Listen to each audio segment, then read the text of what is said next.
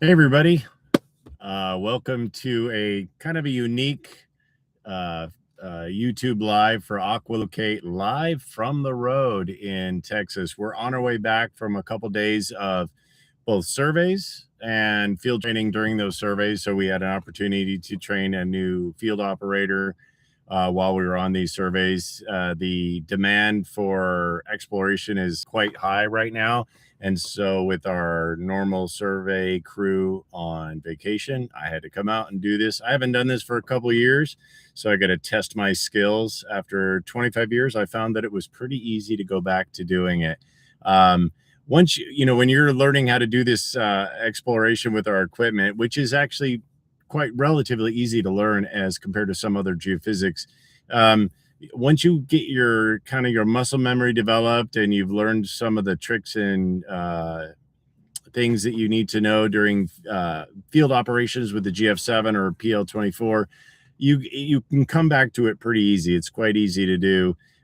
We had a really good opportunity to help a small oil producer in Northwest Texas and help him look at a field that he wants to continue to develop and create more resources for his small but hopefully growing company.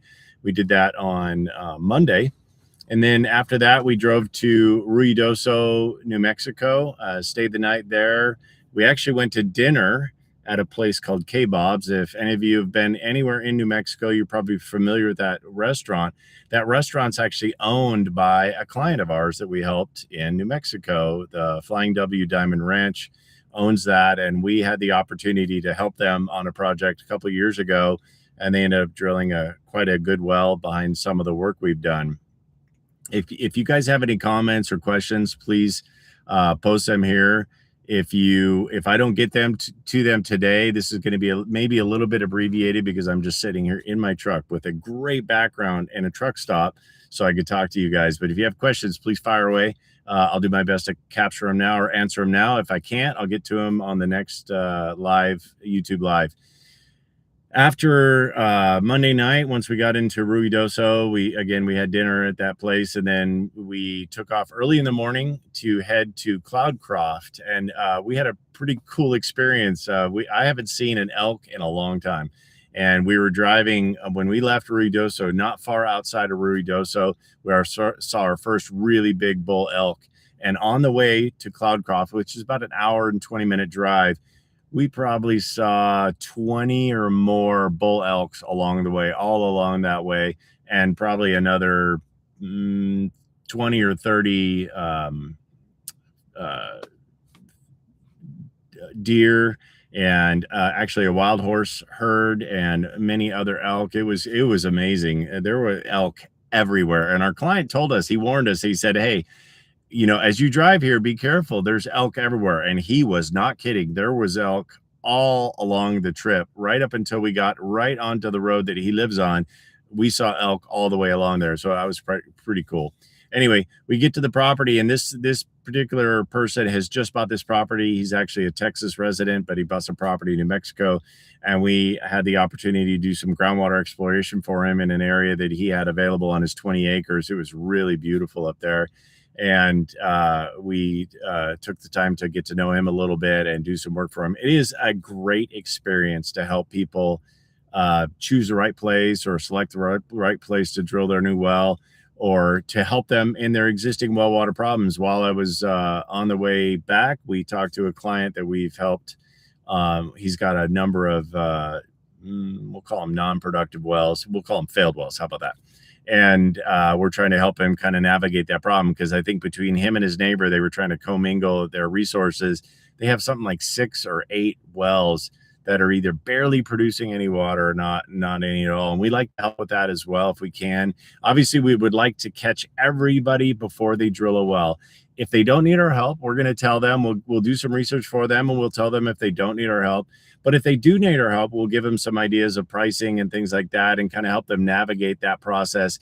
But even in the cases, and there's quite a few of them where they just don't need our help at all, we'll provide them with documentation to help them interact with their drilling contractor, or help them select a drilling contractor. So if you call us, don't assume we're going to sell you our services, because Sometimes you don't need our services. You need some good advice, some information from us, maybe about drilling and the right way to drill and how to talk about it with your well drilling contractor. That, we'll do that too. And one of the things that we like to do when we bring on independent operators or people buy the GF7 or the PL24 is we help to try to educate them on not just our technology, but also on on ways to help people that may or may not need their exploration services. So I've written a book about well drilling. Some of you have seen that. Will post that later today or tomorrow if you're interested in the book. It's a very simple to read book. It's really full of resources that have been put out by the drilling industry for decades. And unfortunately, a lot of people aren't aware of them. Even a lot of drillers aren't aware of them. So this book is hopefully kind of solving that problem or cracking that nut. I also just recently published a book about seismoelectric applications. So there's quite a few books out there on the theory of seismoelectrics. Some of them are right. Some of the information is not quite accurate. I wanted to write a book about the application, what you do to use this equipment and how it can be used, where it can be used. We've had the opportunity to use it all over the United States. I've personally physically done work in 35 states and interpreted data from probably a total of about 45 states. That's a pretty awesome experience that I've been able to have. I've done work in Canada, down in Mexico. I've worked with operators in South America and Central America. We've had opportunities to work with independent operators all over the world. If you'd like to become an independent operator, please don't hesitate to contact us. We'd like to talk to you about it. It might be something you want to do. If you're entrepreneurial minded and you love to help people, this is a great way to do that. It's just an amazing experience to help people solve some problems or get ahead of the drilling side of it and help them solve those problems. The work isn't particularly hard. There is a little bit of effort involved, and by the end of the day, you'll get a good sweat on, especially if it's nice and warm outside like it was on Monday. I think we left the job site when it was about 94, 95 degrees. We fortunately wrapped up before the peak heat of the day up there in Northwest Texas. And we were able to get that done. In New Mexico is much milder. In fact, we got up this morning and it was just barely 50 degrees when we left the hotel. And as we were driving to the property side, I think we got there and it was in the upper 40s, which was a little bit chilly. I'm not sure I was quite dressed for that temperature, but it warmed up nicely and got it into the low 70s. What a beautiful day to do work. Again, you'll still sweat a little bit, use some muscles maybe you haven't used before, but it's not miserably difficult work. We do try to do our best to provide a very extensive training program, both online, in person. The in-person training gives you the tools and tricks that you need and information you need to become a good beginning operator. And then over time, we help each operator become the expert that they need to be. Some get it done, become that expert in just a couple months at the most. Some take a little longer. Each person is different, and we try to tailor our training to those people. So when we do provide training, we will provide training individually. So we don't group people together. Our training usually occurs on an as needed basis. And the reason for that is we like to give people individual personal attention so we can answer all their questions. We don't kind of bleed over into other people. We get to focus on them, focus on their success in operating the equipment. And I will say that there's quite a few operators around the world have had great success. They follow our standard operating procedures, follow the training we provide them, call us if they have help or if they need help. We help them and they have high success. There's one particular operator, independent operator. It's a nonprofit that does most of their work in Kenya, although they have done some work here in the United States and have helped people in other countries on the African continent. Anyway, their success rate is exceptionally high, probably in the upper 90s, maybe 97, 98% success rate. And that's because they've taken the time to learn all the things that they need to learn. They follow our detailed standard operating procedures. We provide quite a bit of information during training. Again, we'll consult with you after training. We provide some free continuation training after you've completed the formal in-person training. We'll do everything we can help you to become, again, the really good solid operator you need to be to help other people. You'd be shocked at how um, what a blessing it is to help people, and have the opportunity to help people, whether they're in need of, I'm sorry about that, whether they're in need of just some advice or exploration services, or they need help solving their well water problems, their existing well water problems. We just love to help them. Some people call us and they're a little bit afraid. They're worried that their well might not last, and we help them. We'll talk them through that process and help them, by giving them some additional information, doing some research, maybe even talking them through completing their own pump test to find out what their well will produce, and if there's any reason for them to worry. Again, if you guys have any questions, please don't hesitate to contact us here. You can go to our website and fill out the contact form if you don't want to post it on this live YouTube event. You could message us on Facebook. We're on Facebook and many other social media platforms. I'm actually on True Social myself. If you use that, you can go there. I think we're on Instagram, many other. I don't do the marketing. I'm not good at that. There's somebody behind the scenes that does a bold bang up job with marketing. I'm just here talking to you guys and seeing if you have any questions for me, if you would like to know more about the system. So one of the things this system is quite good at is helping people avoid drilling wells where they shouldn't drill. So not every place on the planet has the optimal amount of water.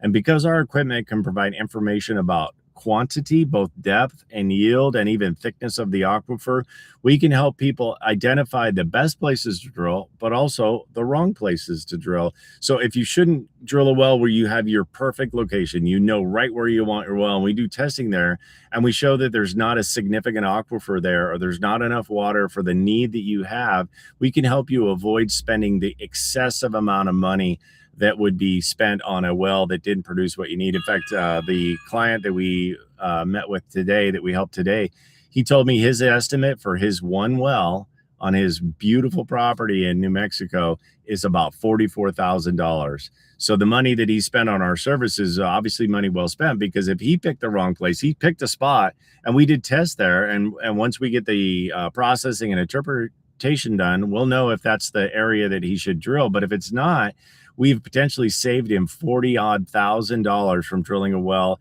knowing that he would have to drill another one. So, if we can help you prevent drilling where you shouldn't drill, and help you find the right place to drill. I just spoke to somebody this evening on the way back again to the office from Tennessee. They're looking at developing an agricultural well, and we're going to talk them through that process, tell them what we can and can't do, how we can help them, how the equipment can help them make the best choice for the right location for their new agricultural well. And we're getting multiple calls every day from people all over the country. If you're in an area that you're not sure if there's an independent operator and you're entrepreneurial minded, you might contact us. There may be an opportunity for you out there. If you can run a business, I can teach you how to run this equipment. It's a piece of cake.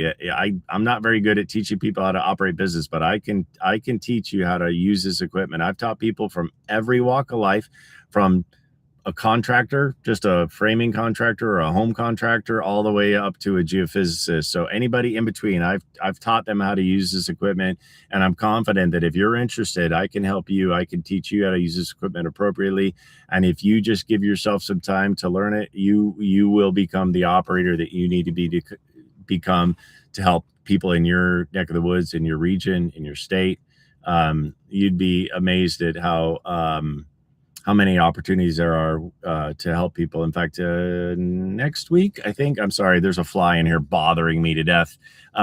So next week we get the opportunity to help some local people. We have a client south of our office, about an hour we're going to help. And then another client north, a couple hours north, just over the Oklahoma border, we're going to help them as well. And then I just spoke to somebody yesterday that's in northern Texas, way up in the bigger aquifer up there called the Ogallala Aquifer. Wow, that fly it likes me. Anyway, so there's a big aquifer up in North Texas, and this particular person has some property up there. They're looking at buying a section of land, but they want to make sure that there's enough water on there for them to do what they need to do with that land, for that land to make them a profit. So What's one person just asked me, what's the hardest thing to learn as a new operator? I think the hardest thing to learn, and it's not hard, it just takes a little time, is the